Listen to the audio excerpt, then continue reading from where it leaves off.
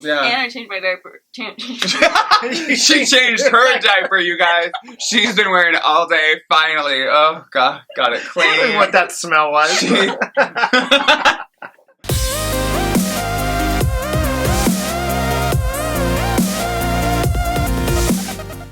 You ready? No. Yeah. Hi guys, it's Eric. And Adam. And Julie. And today is McBaby Monday. McBaby Monday. It's McBaby Monday. Yay! I'm the only one that claps now. Yay! It's McBaby Monday! Yay! And we are here with Julie. In case you all have not met Julie before, which is crazy because she has been on a couple times and we talk about her nonstop. Well, I did have a paper bag on my head. This is our egg donor, Julie. Yep. And our best friend, most importantly. So we have brought her back. We had an interview with her prior. It was actually a two-parter interview. And because we just had so many questions to ask her. But now, since everything has passed and the babies are here and they're healthy and things are moving on, we thought we'd bring her back and ask her some follow-up questions to see how she's feeling now and if it's changed and all that good stuff. All right, first question. So, Julie, what was your first reaction when Eric rolled in the cart of the girls into the waiting room? What was your first reaction and first thought? I think I said my first reaction out loud, and I definitely was like, oh my gosh, those babies don't look like aliens. And I don't think I meant that to come out, but like... Yeah, you said it out loud. Yeah. And you couldn't help yourself. You were like, Okay, so prior to him coming into the room, what emotion were you feeling? Like nervousness, excitement, anxiousness? I think everyone was anxious. Okay. Because we waited so long to see the babies, and I waited with Eric's mom in the waiting room, or the room that we were in. And as soon as he texted us saying the babies were born at 1:32 and 1:34, we both just cried and hugged. And we just like couldn't wait for you guys to come back in. We were like, come on, we're going to see the babies. See, I'm not the only one who's emotional. Yeah. I have a question for you. You saw a lot of the process of Corinne being in labor and kind of what she was going through. What was your feeling towards that? Because I know that you haven't really wanted kids, but I don't know, just seeing her in labor and seeing the whole process happen. Is there any emotions that you felt during that? Did you? I mean, I felt bad for her. Like, yeah. I knew when I got there, like, the first thing I did was go and say hi to her. Right. And she was feeling fine. And I think the next time I went in to see her, she was feeling fine too. But she was, like, starting to feel the contractions.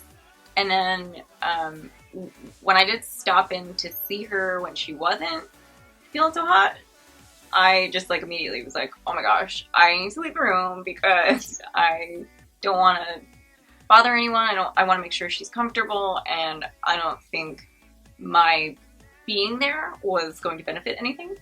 And I just wanted to make sure she felt really comfortable and go through labor the way she needed to go through labor. I was timid, I think, because I didn't want to step over any boundaries, and I didn't know, like, I felt like somebody would say, come in the room, and then I felt like I shouldn't have been in the room, so I didn't know where I should have been at what times, because I know I needed to be there for you guys, like, I was your support system, and I just didn't want to cross any boundaries. Fair enough. Yeah. So I'm just, like, in the corner, like, hi. I have a question for you. So, the babies were born, they were wheeled in, and you had your first moment. You were one of the first people to hold them, or hold one of them. What was your initial reaction then? Were you, did you have like a motherly instinct, like, all of a sudden I want kids, or has your viewpoint stayed the same? Like, well, I held Everest first. Right. He gave me Everest, and I've never held a baby before in my life.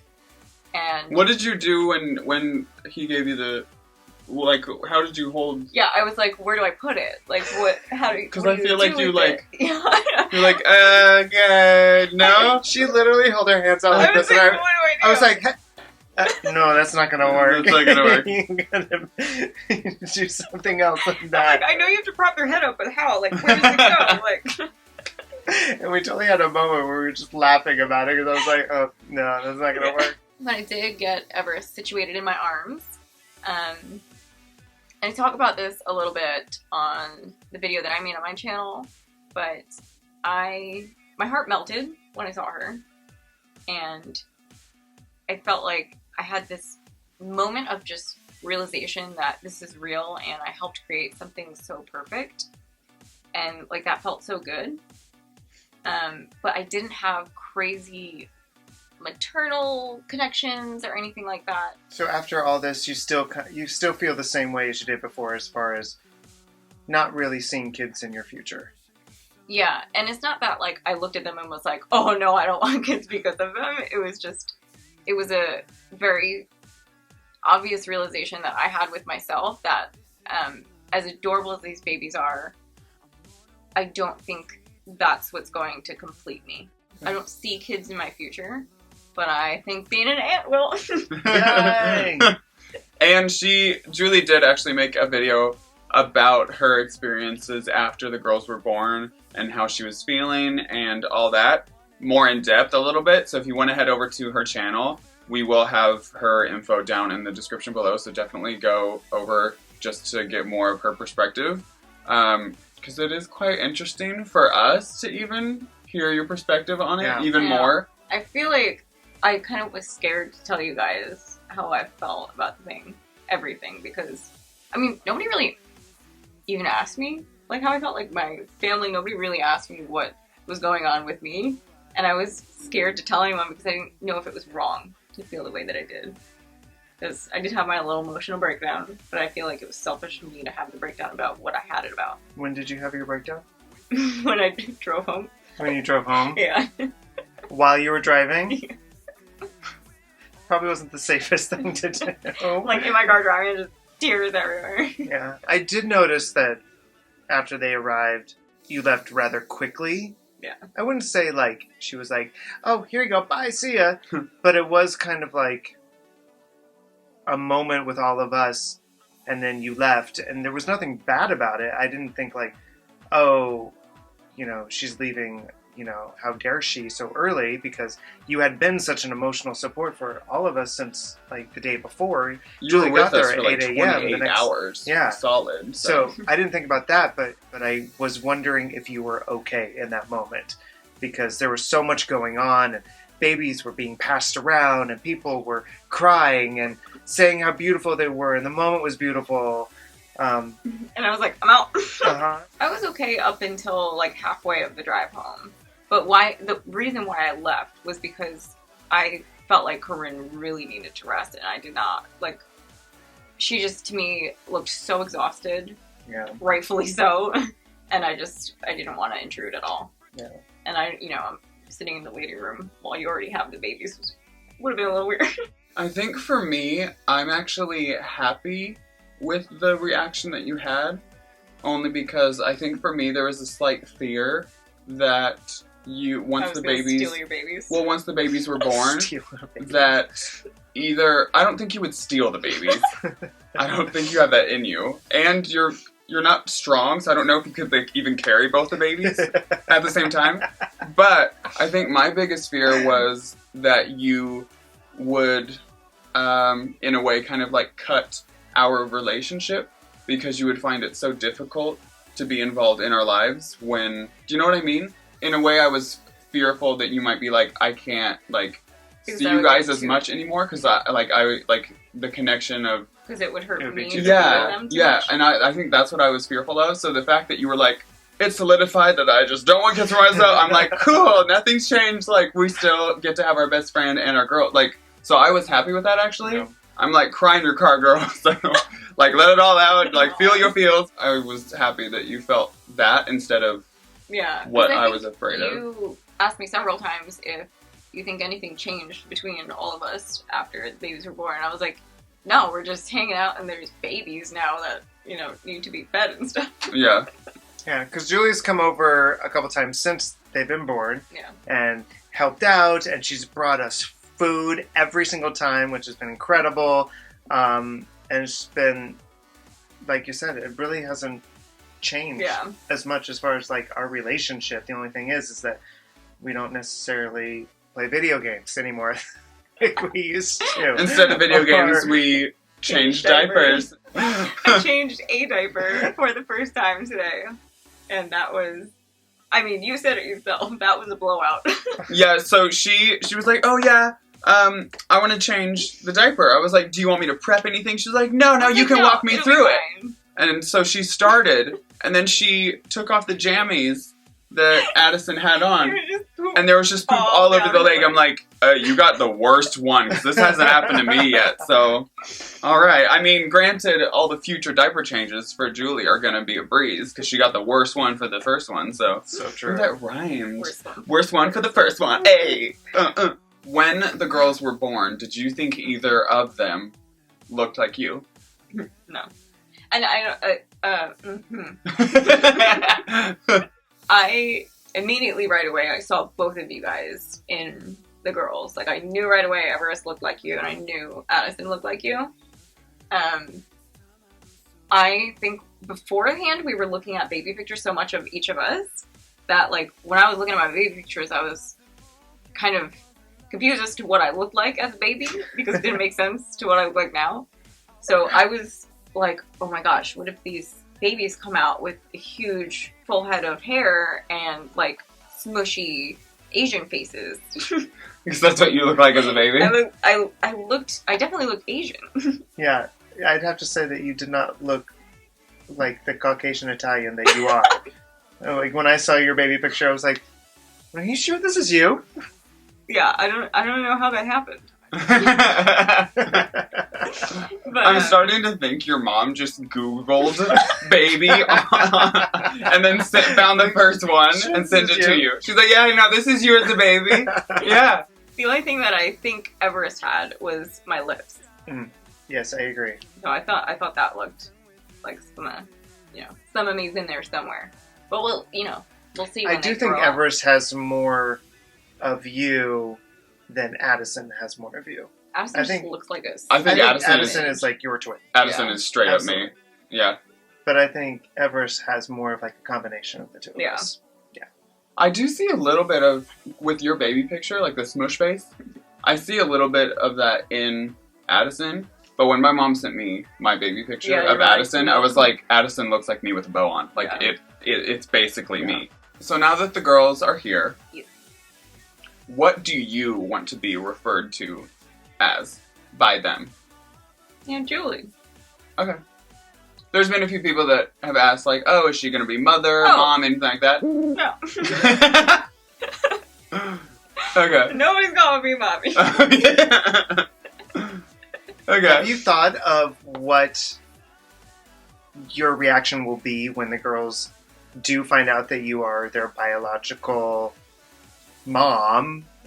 And use that term very loosely, but have you thought of what you are going to say to them at that point? First off, I prefer DNA contributor. Okay. Sounds so scientific. No, but I actually did think about that recently, and I think just you guys raising them alone is going to give them enough of a family understanding and them to grow into just knowing the process and understanding it at a different level than maybe kids that aren't going to know their biological parents or, stuff like that. So I think just the influence you guys are going to put on them is going to make it really easy for them to understand everything, and I don't think it's going to be hard on them. Obviously, anything could happen, but I think... Because there's going to be somebody out there that's going to be like, oh, but Julie's your mom. Yeah. And I know we're going to have to explain to them exactly what roles you play and exactly everything, but I know that there's people out there that are going to say that. And, and I've gotten that a lot already. Yeah. I've gotten a lot of...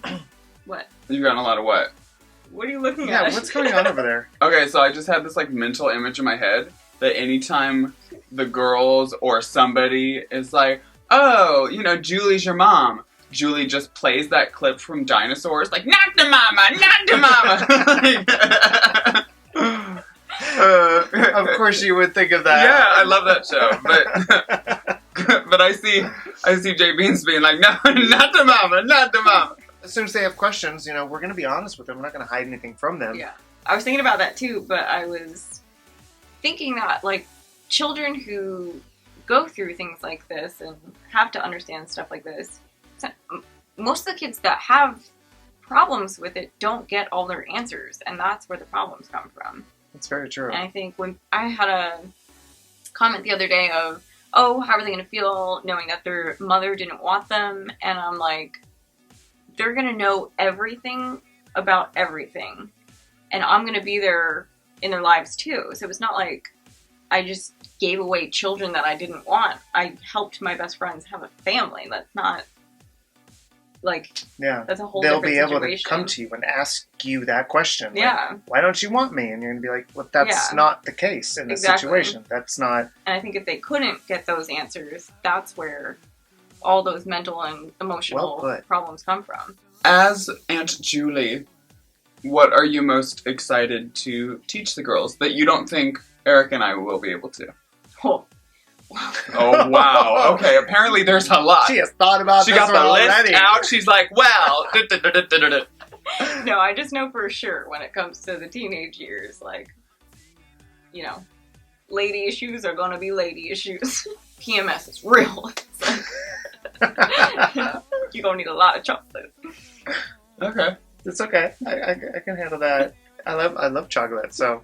I don't, but I'll gladly give them all my chocolate, so that's perfect. So, thank you for joining us today with our interview with our egg donor and best friend, Julie. Like we said before, make sure you go over and check out her channel. She does, I was going to say interview, but she basically tells her side of the story of what it's like now that she has been an egg donor. And she even talks about, like, her family's reactions and stuff like that. So go check it out. Yeah. And she actually has a whole video that she did too. On top of the interview that we did a few months back, she has a long video that she has on her channel, it's like all about 40 minutes long. What she experienced. So definitely just go over to her channel just to get more in-depth. If you're like looking to be an egg donor, I think it's really important to research and see the process that other people go through, because it might be similar to yours, and it helps you avoid things that you don't want to do, and make the process a little bit easier. Yeah. And that was the one thing I was impressed with Julie since the very beginning. She's always researched and always, like, not just one route. She's researched every single possible thing that could go wrong. She knew. So she's very well informed on that. So I look up to you for that, and I was really grateful that you did that. There's a lot of stuff out there, and you can't take just one opinion. Yeah. I look up to you right now. Literally. Like, I'm looking up to you because I'm sitting so low. Beneath me. All right, guys, so remember to subscribe. Remember to give us a thumbs up. Head over to Julie's channel, subscribe to her, and join the family. Join our little McFamily. Tell your friends, share with everybody you know, and we'll see you soon. 3,